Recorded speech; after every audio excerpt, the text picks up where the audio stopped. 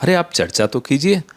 जिस ruling party का न राज्यसभा में एक भी मुसलमान सांसद हो, न लोकसभा में एक भी मुसलमान सांसद हो, वो वक्फ बोर्ड पे नियम बनाएंगे बिना किसी से चर्चा किए, तो ये कैसे संभव होगा?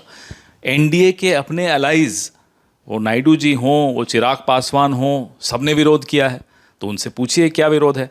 हम तो यह आपसे सलाह करेंगे कि आप ज़रा मुख्तार अब्बास नकवी से भी पूछ लीजिए कि क्या वो उसके पक्ष में हैं या विरोध में हैं।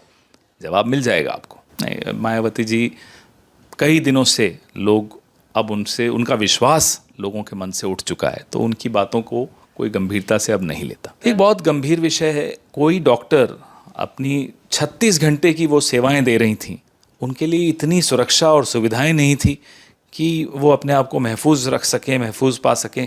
ये बहुत चिंता का विषय है। देश के किसी भी कोने में अगर ऐसी कोई वारदात होती किसी भी महिला के खिलाफ, तो मुझे लगता है सबको अपनी राजनीतिक डिफरेंसेस को दूर करके आपस में बैठ के सलाह करनी चाहिए कि समाज में इस तरह का अपराध क्यों बढ़ता चला जा रहा है। भी कमाल है, हम तो बिल्कुल, कल भी हमारा स्टेटमेंट इन्होंने नहीं पढ़ा क्या? हम तो ये जानना चाहते हैं कि सरकार आपकी है, पड़ोस में क्या हो रहा है आपकी इंटेलिजेंस एजेंसीज ने आपको नहीं बताया था क्या?